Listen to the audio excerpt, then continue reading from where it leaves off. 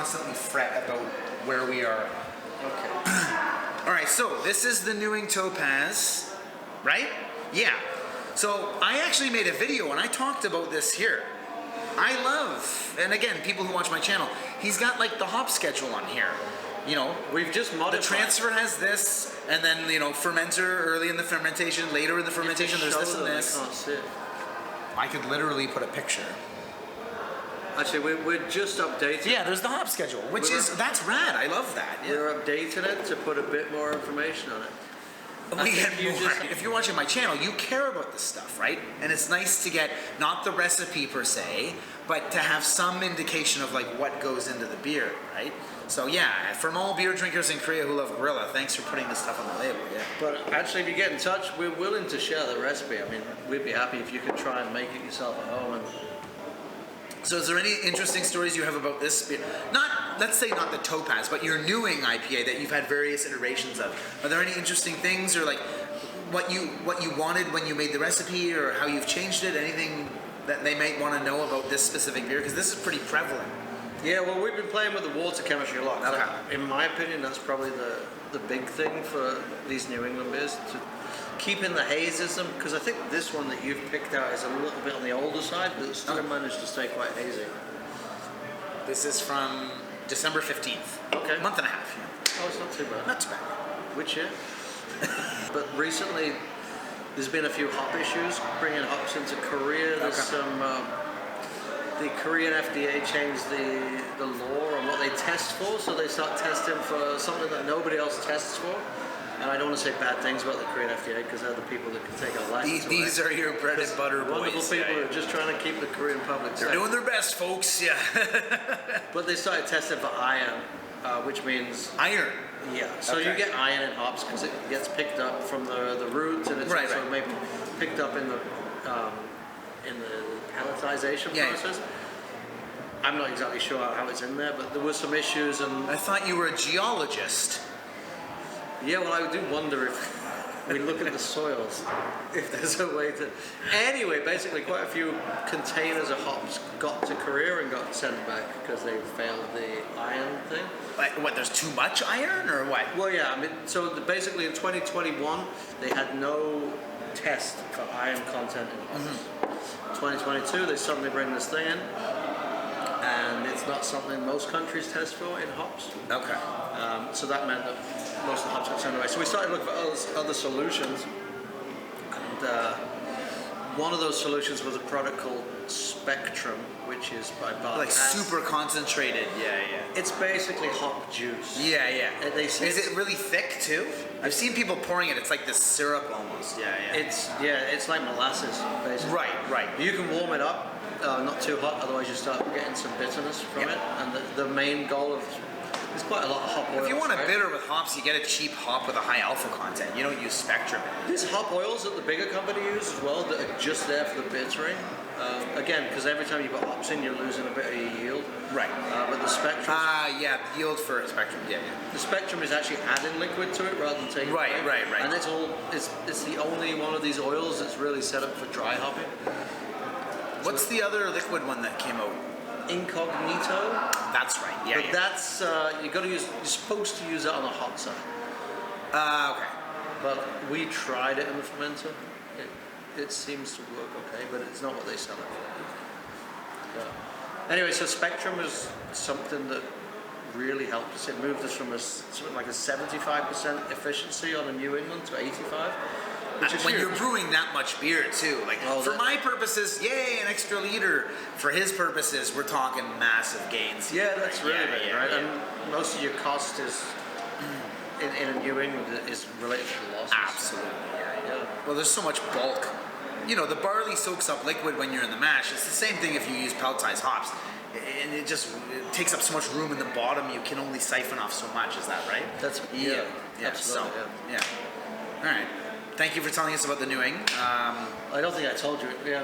Did I tell you enough? I've been amped for this video forever, so by all means, rant on. I've been wanting to come here and interview you or somebody from Gorila. Yeah. Somebody from Gorila. Yeah. Anyway, anyone, the guy over there. Yeah. Who cleans your bathrooms? Yeah. The whole concept of newing was to change the hops every time. So, yeah, that. And I've loved all of them. Some of the guys, I love more than others, but yeah. Which was your favorite? This one actually. And I'm not. way. No, I swear to God. Your gold medal winner. No. Whoa, hold on. Your gold medal winner is the one after this. And I had the gold medal winner. Well, this is a remake. The gold medal winner one. So we did this, and then we did the Spectrum. But the one before that, yeah, that was before it and after it. I think I like this one because it has Michigan hops in it. Yeah. Well, you told me before you were a big fan of Dan Brown. Dan, hi. Yeah. Is he one of your watchers? He should. He should. Yeah. No, again. By the way, the rumors about admitted that to me, are not true. He admitted to me earlier. He's like, I've never watched any of your videos. Again, I don't expect you to. That's not the point. I don't expect anyone to watch them. If you watch them, you watch them too. I feel like every question you've asked me so far, I didn't really get the opportunity to finish answering. So can we start again? No. Anyway, what's the guiding principles of Gorila? Like as far as making beer goes, what are your foundational as far as beer goes? rules that must not be broken, or laws that you've set that you must adhere to? Like we must not. This is what Gorila is. We played around with like mission statements. I mean, but it always comes back to there's like 6 words that always are featured in there. It's creativity, diversity. Obviously Korean. We really want to play on the Korean and try to use Korean ingredients. But you made the wheat too. Yeah. But the thing with wheat, the thing with Koreans is, like you said this earlier, they eat all the time with it, right? So we have to make. They don't just go the part. You want them to pair, right? Okay. You have to be able to eat and drink together. Okay. So we do think about that. We also like bring our kitchen staff into it when we're creating new recipes. So our new beer that we're going to launch later, you get all the scoops. Later next month on our birthday, which you're invited to our VIP party, but you said you won't come, so you're off the list. I might come if I'm coming as a VIP. I mean, yeah. So we'll be launching at that, and that's going to be called Diversity, but it's actually like dive into Busan and like a play on the dive. Okay, yeah. Which we'll tell you more about that later. So yeah, that we're going to bring different parts of the company, and like the chefs will come in and work on recipes, or maybe people like you, some of our big fans. We can come in. We're going to have competitions, everything, like partner bars, partner restaurants, and every time we make a new one, instead of it just being me going, what do I like? Dan, what hops you know, like instead of that, it's going to be like we'll get someone to come in and we'll try to create a recipe that they like, and it has a story for them. Oh, so cool, that's the diversity, the creativity side, inspirational. We want to be world class, of course, right? Because we're already selling to. Busan is world class. Expo 2030. Continue. I think that's done. Saudi. I'm no BTS, but I try. Yeah, I try to get the word out. Yeah, I think that was all of the 6, right? Did we do all 6? I'm just begging. Creativity, diversity, world class. Then you brought up the Korean part. World class craft beers. Yeah. World class. That's 4. Paul. I did it well, right? Anyway, creativity, diversity, inspirational, world class, and craft beer and Korean. So they were the 6 things we try to work around. What's the proudest moment that you've had in the entire endeavor here? Can I be honest? Please, yeah. It's this. Yes! Fuck you, Todd. Who's Todd? There's no Todd. My channel is great, Todd. No, there's no Todd. Actually, Todd was my manager when I worked at the grocery store. He's a bit of a douche. Yeah, okay, actually, there is a Todd. Fuck you, Todd. There's no way you're watching this, but fuck you for making me get a haircut. Fuck you. Anyway. Glad I'm in this video. All right, so I'm going to give you a speed round. We didn't. That was a joke. No, it was not. These are going to be a yay or nay. No, I mean the preface. Oh, wait, we didn't actually. We didn't. Sorry. No, he's right. Don't touch him. No, he's right. That was clearly a joke. What? Sorry. Go on about your proudest moment. Yeah. I didn't believe that was true. Sorry, I just got sidetracked. Anyway, proudest moment. Yeah, I don't know. It's a. After all that. I don't know. The last 2 years has been so focused on survival. Right. This is where I shed a tear on camera. Yeah. There's no napkins. proudest moment. Give me a bit of time to think about that because it's a hard one. No, again, I can, 2 minutes to think, cut, we're good. You take so long to think about it, my beer changes color and gets a lot. Like, Kevin, what happened there? Yeah. Oh, okay. You know what? I just thought of one. I was trying to Yeah. think. Do you know what? Honestly, I was trying to think of something that could make me look good. Like one of my staff achieved something wonderful. Because Okay, I'm yeah. actually but His words. you're not not mine. recorded, eh? I think. Take 3. Paul, what has been your proudest moment at Gorila Brewing? So actually, the Imperial Goes the Wind, the one we made the passion fruit. Yeah. So I asked one of our new brewers, who's one of my favorite people I've worked with, young J. Joe. Wonderful guy. I wish he was here to join us. Big beer geek, and well, at our worst point when we were looking for people, he took a risk and came down and joined us at Gorila in the middle of COVID. And it wasn't easy for That him is to a bit of move a from risk, yeah. Seoul to Busan, but he did it. Ooh, okay, yeah. So anyway, after things started getting good, I wanted to do this Imperial Gozer. I wanted to make, as well as the fruit bomb we do, I wanted to have one more fruit beer, but a little bit higher ABV and more of a Gozer, right? So I asked him to put a recipe together, which he did, and then we won gold with it. So that's kind of his brainchild. His brainchild as well. Wow, nice. So like you're kind of mentoring him, you took a chance on him, and then he delivers. Yeah, he's done a really good job. So So that's the one that got the gold in Bangkok. that's right, yeah. Sick. So they're moving that. That's Sea Brew, and a big shout out to Charles or Charlie, who runs the Asia Beer Championships, which I judge at. And You're a judge Sea Brew. too. Yeah, That's we why got- you guys won gold. Shit, it all makes sense now.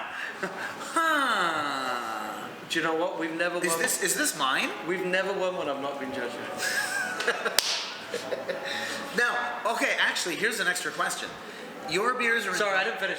So the next one will be in Ho Chi Minh City or Saigon. So it travels around a bit. Yeah, so it used to. I had no idea. They always judge it in Singapore, and then they have the award ceremony with Sea Brew. And Sea Brew is like an exhibition kind of thing.